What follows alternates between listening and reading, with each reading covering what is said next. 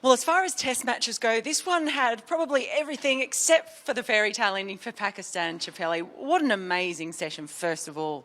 Yeah, terrific test match all round. I guess it started pretty slowly, but really built up to a crescendo.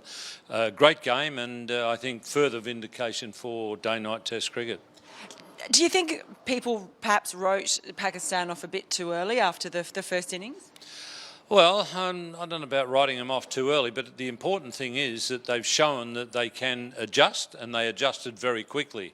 And it's, I think, as I said yesterday, it's done wonders for the Boxing Day Test crowd, but it would do wonders for their own confidence. And also, it equally shows Australia that you better be at your best, otherwise bad things can happen. How much of a test of that today was it of Australia's, I guess, tactics and also character as they were desperately trying to close that match out? Well, they had to fight like hell, and eventually, you know, their best bowler produced the delivery that made the difference. And when you think of how much Mitchell Starc had bowled and the effort that he'd put in, especially last night, he was really putting in. You know, I thought he maintained his pace last night very well for a long time. But to then produce that beauty that got rid of Shafiq, that was, you know, it just shows you've.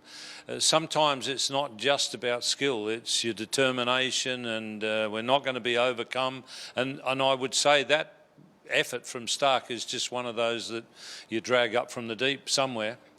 Now, you talk about extended session last night. What were your thoughts on that, about the umpires apparently deciding to extend the session without it being asked for by either captain? Well, I don't know what happened as far as the captains are concerned, but it's not up to the captains. It's up to the umpires. They decide whether there's going to be extra overs or not.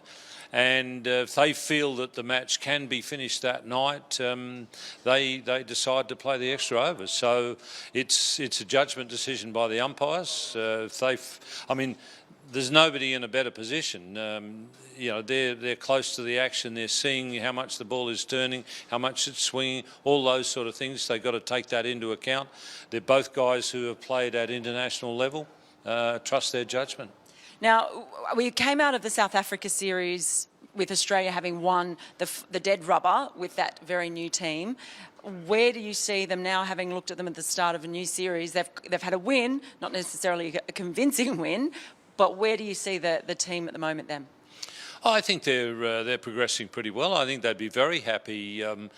Most of the players who've been brought into the side have done something.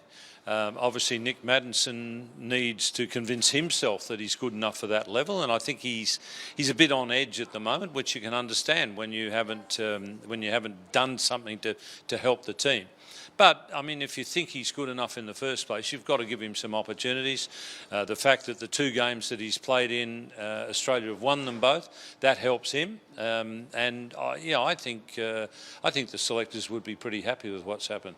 Well, last night I did ask you where you would put your 5 cents, and you did say Australia, so I'm not going to take it from you. Well done. We'll see you in Melbourne. Thanks for your thoughts, Chappelli. Okay, thank you, and all the best for the festive season to everyone.